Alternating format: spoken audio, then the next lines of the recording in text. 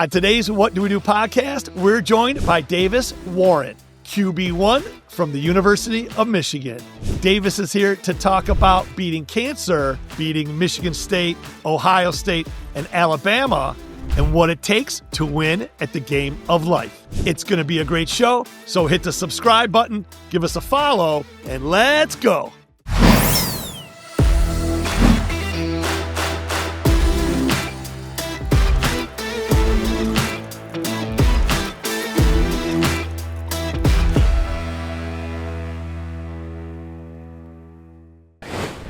Ladies and gentlemen, the man, the myth, the legend, Davis Warren. Boom. Davis, good to see you. Thanks for having me. Absolutely. Well, listen, we start off the show always with a game we like to play called High-Low, okay? And what that is will you tell us the high point of your career at Michigan and the low point to this point? Okay. I think starting with a high point, I think it's pretty obvious getting a win in Columbus against Ohio State this year is definitely something that's going to be hard to beat. Just everything that goes into that game, the way we think about it, 365 days a year, it's always up in the facility. We're always talking about it, winning 3 years in a row and going for 4, especially in their place. And nothing else matters. So that would definitely be a high point. And since that game, I've definitely learned a lot about how much that game means to so many people, for sure, which has been really cool. And then I think for a low point, really, Arkansas State game from this year, threw 3 interceptions.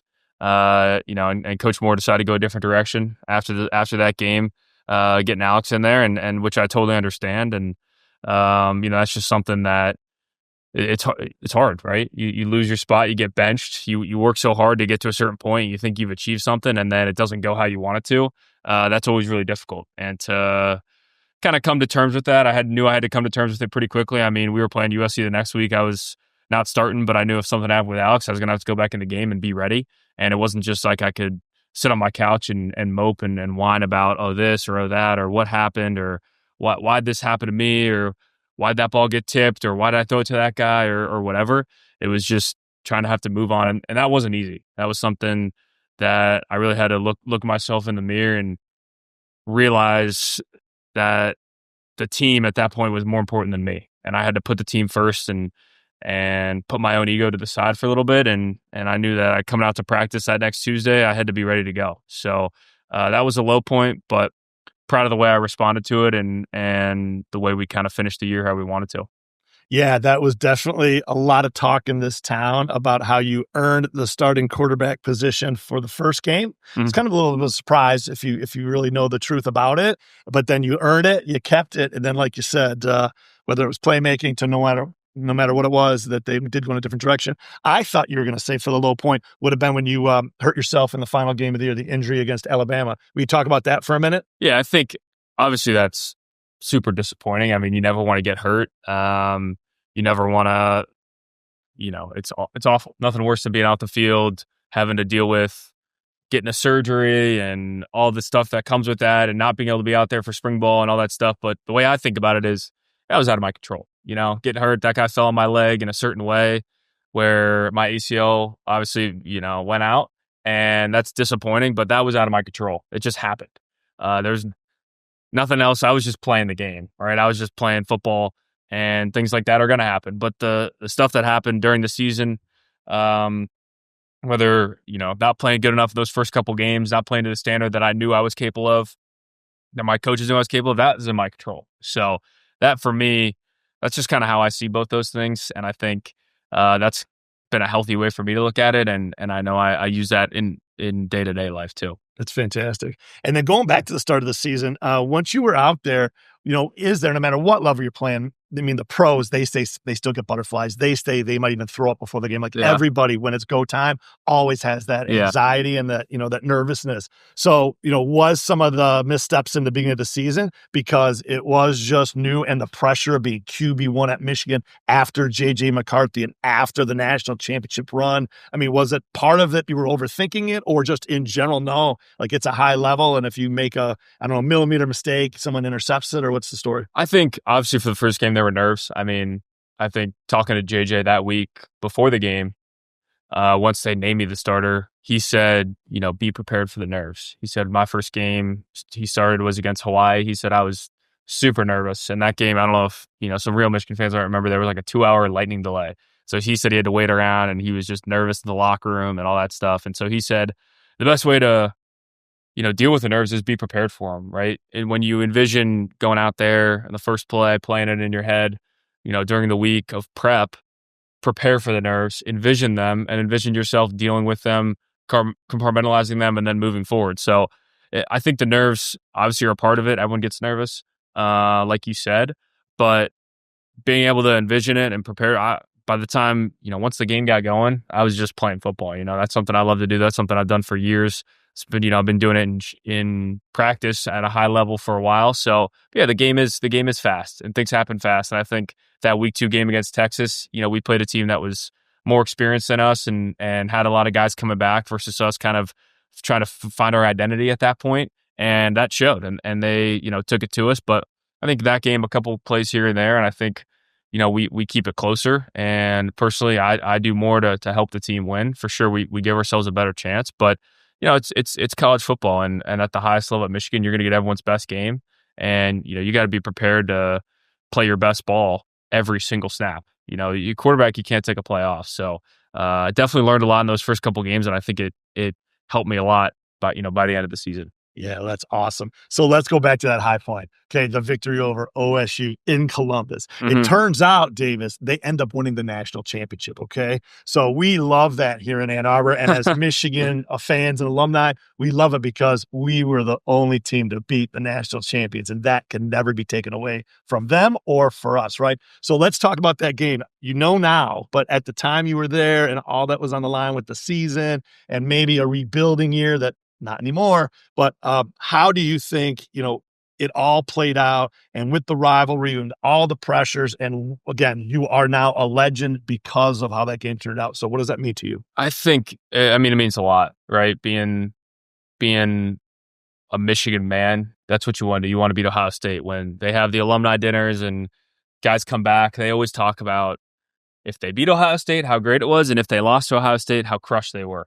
And that's one of the defining factors of their Michigan career. Obviously, I've been here and we've had a lot of success here being a part of some great teams, winning national titles, winning Big Ten titles. But, right now we're 4-0 against Ohio State and as a class. And the opportunity to go 5-0 next year that's a really special thing. So I didn't know at the time. We weren't really thinking about it like that. We were just thinking this is a huge game. This is a great opportunity for us to get a win against a team that we talk about every day of the year, and to go in there and to do it. I told the guys during the week of practice, I went into each of the offensive meeting rooms and just said, hey, if you think you can or you think you can't, you're probably right. So every single snap, let's think that we can. Let's have that mindset of, hey, we can, keep the chains, we can execute our assignment here, and we can play at the level we know we're capable of. And I think, it wasn't the cleanest game. Obviously, we made some mistakes. I made some mistakes. It wasn't perfect, but being able to hold the ball at the end of that game, I think we had 13 minutes of time possession. We converted a ton of huge third downs late in the game. That made a big difference. And I think that mindset of, hey, if you think you can or you think you can't, you're probably right. And I think we did that every single snap. And before we knew it, we looked up and we won and, got to storm around with the flag, and it was pretty special. Yeah, amen. That gives another booyah to you right there. That's fantastic. All right, so let's stay on that same theme. So then after that game, you went to the Miraculous Bowl and you beat Alabama. And again, you got injured in that game. Mm-hmm. But leading up to that game, big news in Ann Arbor. Mm-hmm. Big news. This QB recruit, number 1 in the country from the local town here of Belleville, Bryce Underwood. Have you heard of this guy? Okay. So he comes to town while you're preparing for that game, signing a contract, doing all these things. Rumor has it $15 million, 15 large. So now he's there. He's practicing. He's prepping. He enrolls early. He's there. And now fast forward to today, he is practicing and preparing to become QB number 1. Mm-hmm. I think you have something to say about that. And competition is everything. But talk about with Bryce coming to town. We'll get more into the N.I.L. a little bit later in the show. But just in general, how did you prepare for the ReliaQuest Bowl knowing that he's here on the sidelines, you have to show up and say, I got to prove myself again? Are you like, hey, this is my last hurrah, I'm going to be hitting the portal, January 2nd anyway? Like, kind of what was going on with that little distraction / opportunity, Yeah, I think first off, he's a great kid. And from the first time I met him, he's just super excited. And clearly I could tell he wanted to be at Michigan, which is huge. And being a local kid, he said he grew up a huge Michigan fan, Denard Robinson, Shoelace, all that stuff. And being a local kid like that, I get it. I mean, I'm from Southern California. I grew up a huge UCLA fan. Nothing like the fan base and the program we have here at Michigan, but it's, always holds a special spot in my heart to a certain extent. And I think seeing that out of him and him saying, I want to be here, and him just how humble he is. He wants to learn. He wants to get better. He wants to be great. And I know he is going to be great. And I think, for him, the biggest thing is just learning every day. The same thing that I did when I came in as a freshman. Same thing, me and JJ came in the same class. He was super highly rated. I saw him too come in, and we both, me and JJ both went through freshman growing pains. His maybe were a little more in the spotlight, whether he was on the field or not. But we both went through them, and Coach Harbaugh helped groom us into being quarterbacks who were capable of being the starting quarterback of Michigan. And Bryce obviously has to go through those same things, and I think Coach Lindsey, Coach Moore, they're doing a great job of helping him learn, helping him get better every single day, and he wants to get better every single day. But I think, especially for that time in December, the focus was on the game, and the focus was on beating Alabama. That was what Michigan needed us to do, was to win that game. What Michigan has done for, decades. When you put the winged helmet on, you go try to win football games. That's just how it is. You try to do it in a dominant fashion. Didn't matter who we were playing against. It was really cool that it got to be Alabama, and we got a chance to play another top 15 team, I think. And we approached it like a business trip, very serious. We were focused, we were locked in, and it showed on the field. Obviously, it got a little wet out there, but we found a way to make it happen and get a gritty win. And that was just really awesome. And having Bryce be a part of it and see firsthand, hey, this is the standard. This is how we do things. This is how we're going to go about this every single day was super cool to see. And he's been great. Yeah, that's awesome. And you have to be mentored when you're young, and then maybe later on you're a mentor to others. Yep. It's crazy when you're in college, and whether it's a freshman to a grad student, you're 6 or 7, depending on how long you're around. But so as the injury happened, you tore your ACL, is that right? Yep. And then you've been through rehab. I know that we were talking before the show, you got physical therapy right after this. And you did not get to play in the spring game. I know you're targeting end of the summer to early fall to return, but why'd you come back? I mean, listen, you can go and get a check through the N.I.L. at some other program somewhere, and no one would say anything negative, I don't think.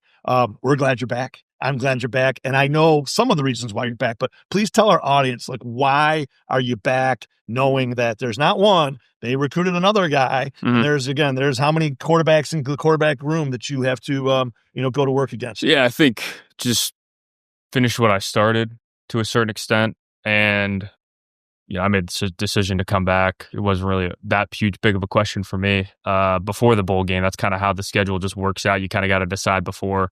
And I knew I was coming back and wanted to be a part of the team again. And I knew that, talking with Coach Moore, talking with Coach Lindsey, that they wanted me here and they valued me, and they knew that I had a lot to bring to the table. So I know that I can, even though I'm hurt right now, I'm still developing, trying to get better as a quarterback, not just get my knee better. And I know that in the same way that, whether it's, when I was a freshman, Cade was the starting quarterback, and Cade in 2020 versus 2021, he made a big jump and played a lot better ball. I know JJ's first year starting in 2022 to 2023, obviously made a huge jump and is now, going to be the starter for the Vikings, which is awesome. And then, that's the same kind of thing I see in my mind of, okay, I got a year under my belt. I have some experience. I know what it feels like to be in those situations, and it's just going to make me better. And I learned so much from being out there and with the bullets are flying. And I know I still obviously got the knee to deal with, but once that's better and I'm rehabbed, I know I got a lot to bring to this team, and just kind of got to see how it all plays out. But I made a commitment before I got hurt before the bowl game to being here, and I believe strongly in honoring that commitment of that I made to Coach Moore, to Michigan, to Coach Lindsey, and I'm gonna hold true to that. So. Well, that's appreciated. And so let's stay on that and what it's like to be a Michigan man. We're here at the Pretzel Belt in Ann Arbor. This guy, Bo Schembeckler. True Michigan man. Yeah, right. So with Bo over our shoulder, listening in, making sure we're on point. Talk to me about what it means to be a Michigan man to you. Coach Harbaugh said it all the time. Coach Moore says it now. This guy, I don't know if he started it, but he's the one. He's the grand. I don't know who started Michigan man, but it's a great.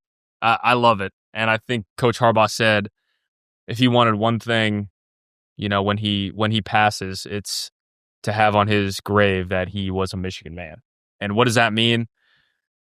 I think that just means just a gentleman, someone who you can rely on, you can count on, you can trust, someone who takes care of their business, whether it's in the classroom or on the field or in the community.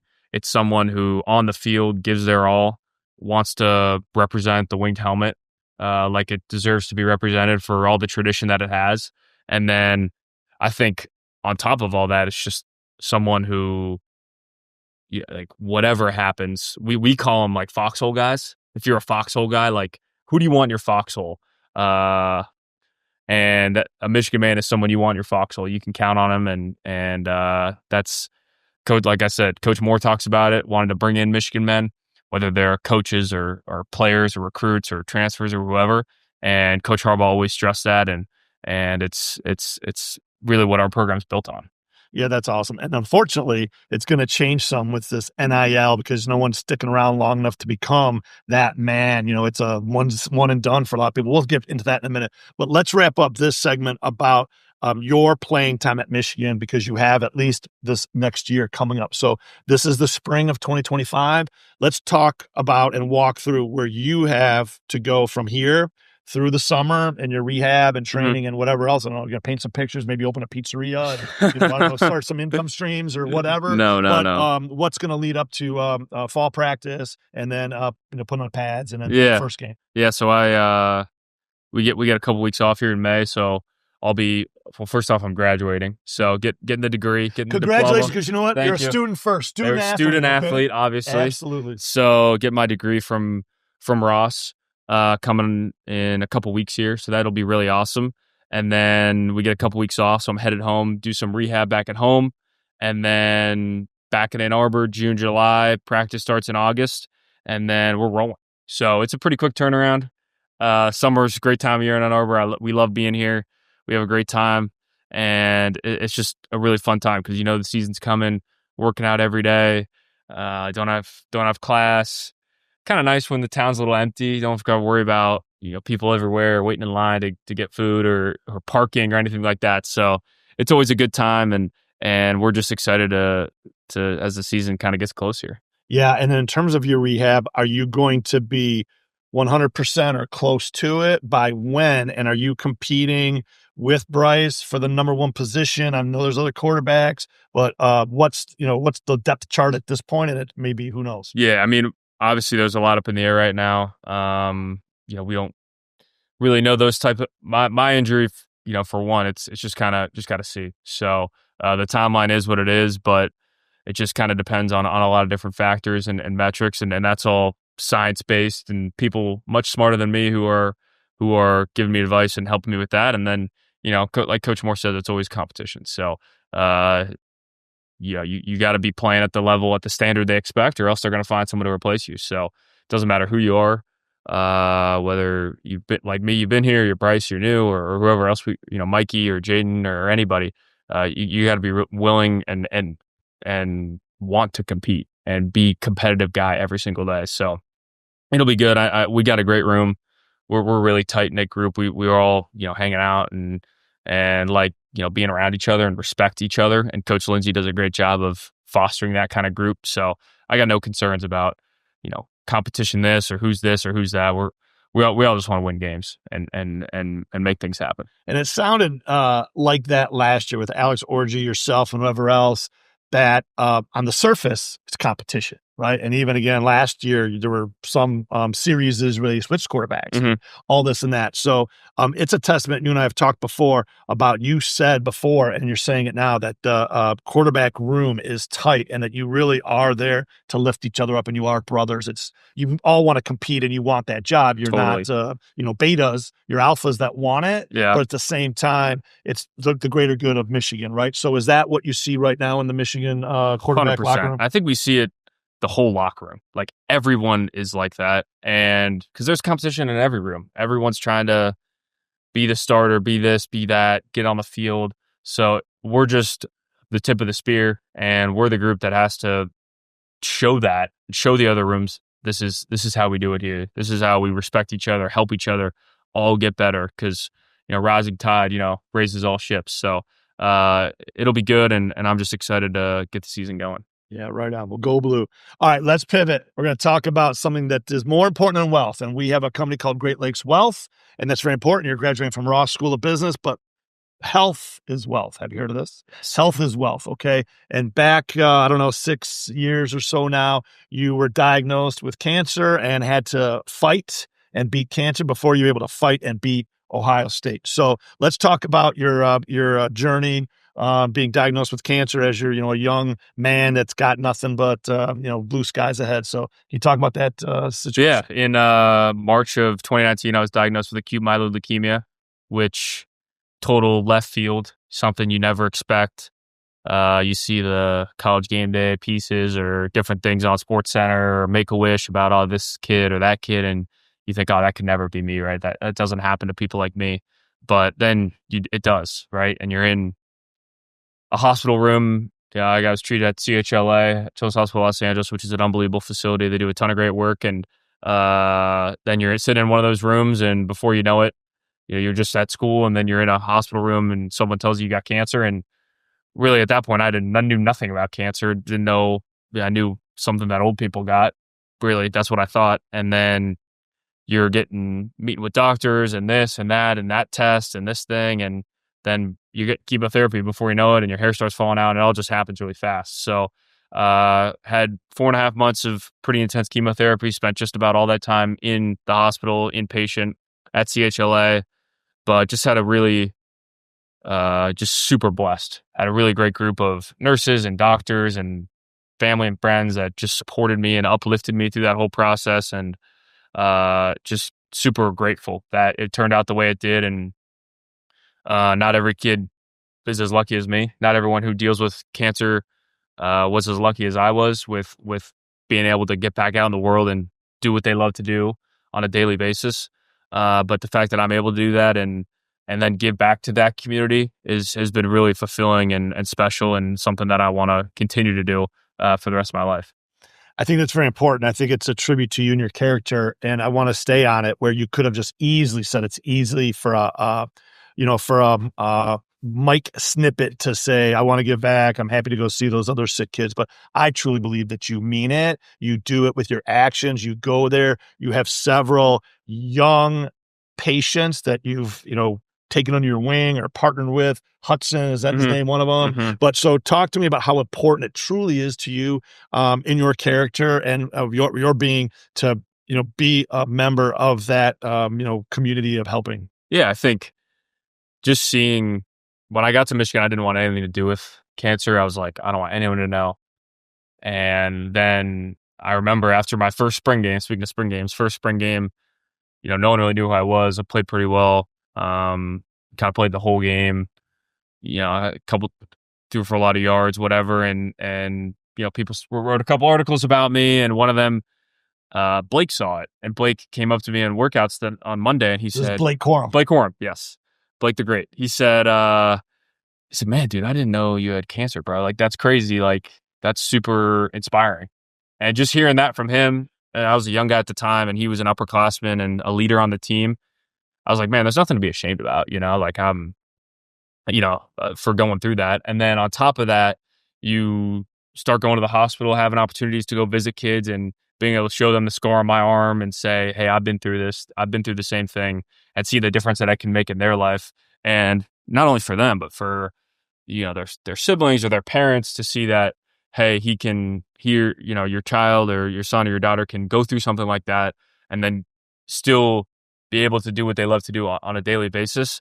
That's been so rewarding for me. And I've met so many kids and been able to look at them and say, hey, if you ever need anything, just like, here's my phone number. You can just shoot me a text or, a DM on social media, whatever. And I'll might not get back to you right away, but I will get back to you and we can figure something out. And whether it's a video or whatever, just to make that kid's or day a little bit better, like that's everything. If you can have something for them to look forward to. I tell them all the time, I said, you could smile, if you can sweat a little bit and you can get a little bit of sunshine, like those are three things that to me are just as powerful as any medicine. If you can do those things, whether it's, whatever it is, something around that every single day, even though you're going through cancer and dealing with that, then you're going to be happier and you're going to, I think, feel better because of it. So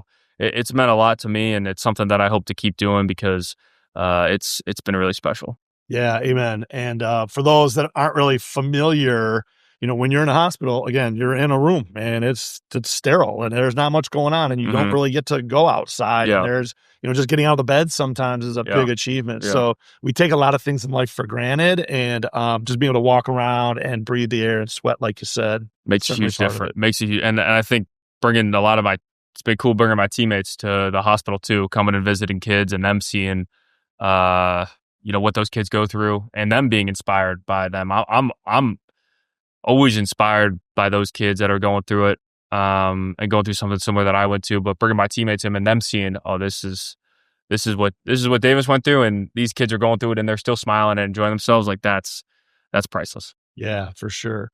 All right, let's talk about your cancer update. So, those that don't know leukemia that well, I don't. I know there's all kinds of different forms of cancer.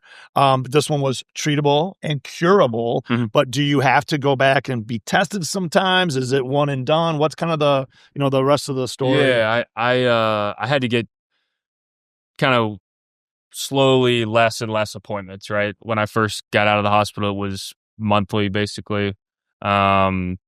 And then it was bi-monthly, and then it was every quarter, and then it was every 6 months, and then it was once a year.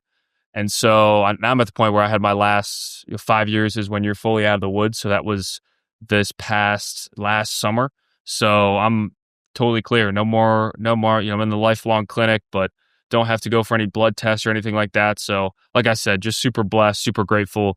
It's really the only words I have to describe it because not everyone gets as lucky as me. So it was obviously really difficult, but just a ton of gratitude. And I think it gives me just a leg up in life to be able to, have that mentality of gratitude every single day, waking up every morning and just attacking it and enjoying the opportunities that I get. Yeah, that's awesome. And congrats on the 5 years. And so all of our viewers and our listeners out there, that means that you've actually just seen Davis not at 100%. He's been in a 5-year window, maybe 70, maybe 80, but now there's no excuses. Okay? Going forward, no excuses. You can't use it. We're going to turn a page on leukemia. Maybe not even bring it up again, okay? That's fair. Except for those young kids out there. All right, let's talk about some business and maybe football and of life. So let's talk N.I.L. Okay. Let's talk about just since you were a freshman coming in and to where you are now, seeing it change. And I think that I know some of the coaches out there in America. I know some of the players out there in America besides yourself. I see what's happening, and we don't need to get the weeds on it. And a lot of times the athletes want to plead the fifth. I don't want to talk about it. Coach says don't talk, but that's even changing. I think 4 or 5 years ago when I would bring it up, mum's the word. I talked to Jessica Corda. We talked about that with the Live Tour and the LPGA and the PGA and whatever. Yeah. She didn't want to bring it up. She didn't want to talk about it. So as we get back to it, like, what's the current state from NIL from your perspective, the good, the bad, and the future? I think, it feels like it changes every week, basically. New rules, new this, new that. I do think there needs to be some rules on it for sure. But I think a big misconception is like, oh, it's ruining college football. It's hard for me to believe that. I think we got a lot of kids who at least at Michigan, I can't speak for any other university or any other school, what they do, any other program, how they go about it, but Michigan goes about it in a really good way. And you have to earn your NIL at Michigan. It doesn't just show up on your doorstep or in your bank account every month or every week or whatever. That just doesn't happen. And I think for us, it's people, and also I think the type of guys that we have, they're guys who there's no division in the locker room because of NIL. So, and I also think we got guys who want to save their money and understand that the big money does come in the NFL. You know, you look at these guys getting drafted, the guys we just had drafted, you know, Mason and KG and Colston, you know, that's more money than NIL, you know, all the NIL combined, right there. So I think they understand that. Michigan does a great job. They develop us as men, they develop us as football players to go get where the real money's at in the NFL. And then when you have your money, to be smart with it and to take care of it and to invest it and to save it and understand everything that comes with making that money and taking care of yourself and your family, you know, for the future. So I think generally it's been a positive. I mean, my freshman year, you know, we had Hutchinson was on the team. NIL was just starting. I don't know how much money he made, but definitely not that much. I know he had his little moped he would drive around campus. So it's a little bit different now, but I still think nothing's changed about Michigan. Michigan is Coach Harbaugh started it. Coach Moore's continued it of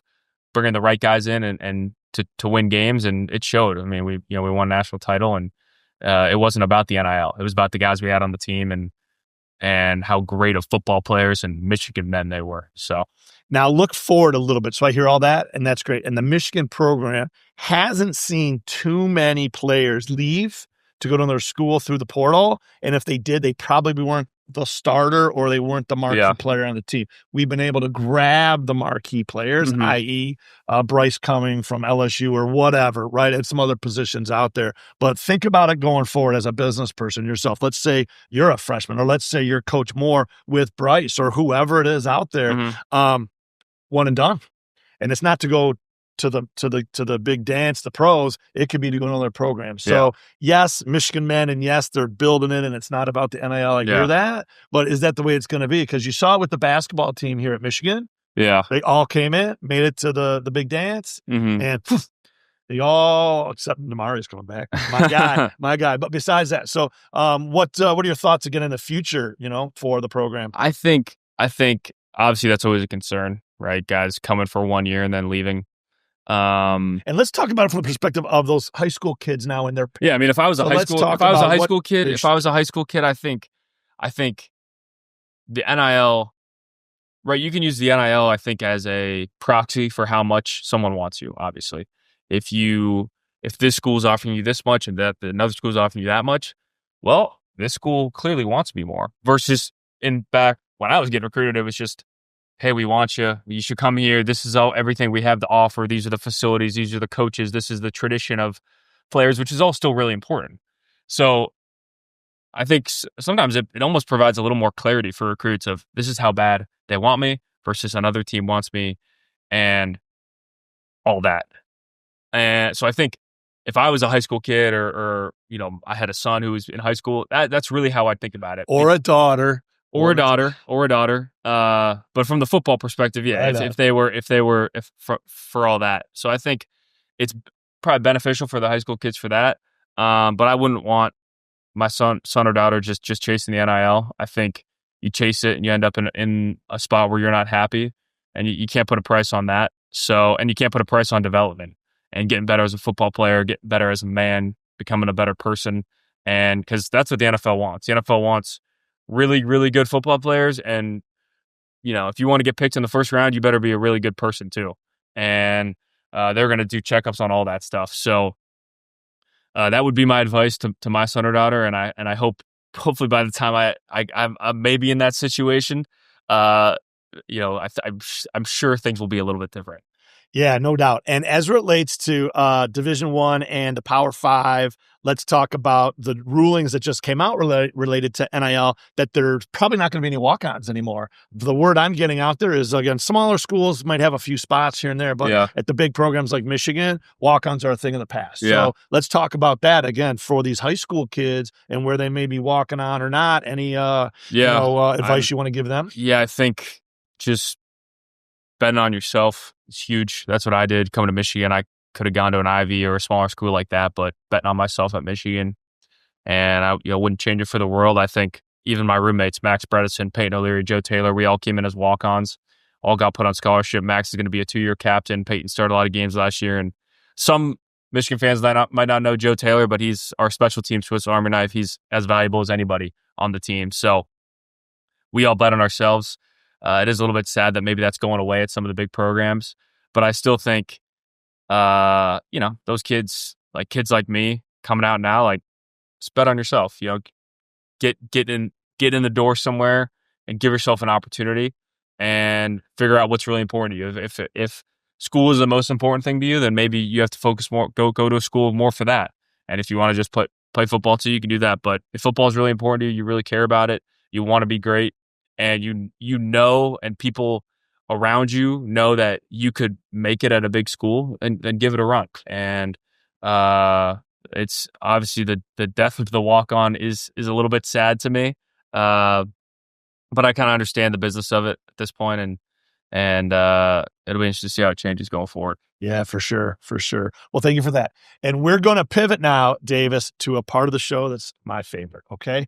This is a part of the show where everyone has kind of gotten sick and tired of what do we do, because they hear about it all the time. So this is the part of the show we call What Davis Do. Okay. And what this is a part of the show where we ask you what Davis Warren would go back and tell his 18-year-old self, or 18-year-olds out there today so they can live their best life. And it's great since we just started talking about those athletes. Yeah, I think it's a good question. First off, I like that. I think the first thing, I got a couple. The first is something that I've kind of developed over time, which is just run the mile you're in. That's a quote that someone gave me a couple years back, and I think it really pertains to me and my journey of like you said, getting diagnosed with leukemia. When I was going through that, I couldn't think about football all the time, or how, some of my peers were getting ahead and getting recruited and going to camps and doing that and getting offers, and I was stuck up in a hospital bed. All I could do was run the mile I was in. At the same time, when JJ was the starter and I was the backup, that was he was the guy, and I just had to learn. Be willing to learn, be ready to go in the game if he ever got hurt, and then play. Obviously, if we were up big, which we were a fair amount the last 2 years that he was playing, I could get in there and make some plays, but it was just, hey, run the mile you're in. And then even this year when I was a starter, hey, just focus on what you're doing right now. Or when I got benched, just focus on getting back. And then when I was playing again, just can't focus on anything else. Just run the mile you're in. So I think that's just about being present, staying focused on what's in front of you, and not looking too far ahead or too far behind. So that's the first piece. I think the other piece, probably a little more practical, is just like this past year, a lot of stuff gets said on the internet and online. I've deleted, a lot of social media. Got to re-download it every once in a while for some scheduled posts and whatnot. But I think just staying off that has been super helpful for me. Trying to just stay off my phone in general and read some books and, enjoy being outside or be present has been huge. So I think those two things are two things I would tell my 18-year-old self. And I think, that's something that I think any 18-year-old can take, especially as they go about their journey. No one's path is straight, right? No one just goes straight to the top. There's very few people out there who, especially at least in my term, the football terms, hey, you're a 5-star quarterback, you win a national title, you get drafted number 1 overall, you have the best NFL career, and then you retire. Like, how many people can really say they went through that? You can point at a couple maybe, but even like a Peyton Manning, he led, I think he has the record for most interceptions thrown in an NFL season still from his rookie year. I'm sure he didn't feel very good after that season, even though he was the number 1 overall pick, even though he was a really high rated recruit. Even Cam Ward, who just got drafted, he's a 0-star recruit. And so I think just focusing on what you can, understanding that there's going to be highs and lows, peaks and valleys in that journey to the top, to where you want to be, is invaluable. Yeah, absolutely. Keep grinding and never stop. Never stop. Right? Never stop. That's fantastic. Appreciate that. Well, let's parlay that a little bit more and talk about yourself. And besides the upcoming season, what do you want to show or tell others out there, no matter what their age, about who you are? Maybe even after you graduate, congratulations on that, and this next season's over, you don't know what your path is playing in the NFL to, who knows, whatever else. Yeah. But kind of like, what do you want your legacy to be here at Michigan? What do you think it is now to what it'll be? And then kind of, what do you want to give a message out there to everyone else? Yeah, I think just kind of legacy, I think really just being a Michigan man. I think that fully encompasses it. If I can leave and people say that about me, I'll be very proud of my time here and hold my chest up high. And obviously being a graduate too is super important to me. So that's awesome. Just finished my senior thesis. So nice to have that done in the books. And I just think, going forward, just keep upholding that, keep being who I can for this team. And for this season, we have a ton of goals of beating our rivals, beating Ohio State, winning a Big Ten title and getting to the playoff and winning a natty. And I'm going to do everything I can to be a part of that journey in whatever it takes based on how my knee kind of responds and as it kind of gets better. But I'm fully prepared to go into the game and being the starting quarterback. And I've been in it before and I know I can do it again and play at an even higher level for us to have a really good year. So I'm just super excited for that, excited for this group, and can't wait to see all the Michigan fans in the big house this fall. Heck yeah, football's coming before It you is. know it. It is. It always sneaks up on you. Yeah, before we get out of here, what else would you like to share? This is your platform, your microphone, as we say. So what would you like to tell everybody before we wrap up? Man, what would I like to tell everyone? Say hi to mom and dad. Mom and dad, yeah, obviously say hi to them. I mean, I just wrote my senior thesis on private equity investment in the NFL, 55 pages of, cold hard research and, kind of a full year of work. My thesis advisor was Dr. Jason Hall, who was one of my upper level finance professors, and he helped me out a lot. So that was super cool. Learned a lot about, finance, but really more just kind of how the NFL works and did some really cool stuff with that. So I'm sure I think it's posted somewhere online at some point once it's kind of done and all and processed and all that, but proud of that. And worked hard on that this spring as I was kind of laid up in bed and stuck on the couch. So, kind of good way to put an end to my, undergraduate degree and something to be proud of. And, cause I don't have an opportunity to do internships or anything like that. So, being able to have a big project like that was a little scary, looking at it, thinking, man, what am I going to write 60 pages about? And then being able to come up with an idea, and really execute on it and have some really cool stuff in there was very rewarding. Well, absolutely. Well, that's a great way to wrap up the show. Student, athlete, back to student. Yep, okay? There it is. Well, Davis, it's been great having you today. Thanks so much for being here. You want to let everyone know where they can find you outside of this podcast on social media? Do you have? Yeah, Davis. I think it's Davis.Warren on Instagram and Twitter. So I'm not the most active on there, but you'll get some nuggets here and there. So always good. And we'll see everyone in the big house in the fall. Well, we're excited to see you come back and fight for that QB1 coming up this fall. All right, folks. Well, that's going to do it for today's episode. And as I always say, live your best life, be radically generous, a great big booyah to ya. And this has been another episode with the amazing Davis Warren, but we're just getting started. Booyah. The opinions expressed in this program are for general information purposes only and are not intended to provide specific advice or recommendations for any individual or any specific security. It's only intended to provide education about the financial industry. To determine which investments may be appropriate for you, consult your financial advisor prior to investing. Any past performance discussed during this program is no guarantee of future results. Any indices referenced for comparison are unmanaged and cannot be invested into directly. As always, please remember investing involves risks and possible loss of principal capital. Please seek advice from a licensed professional.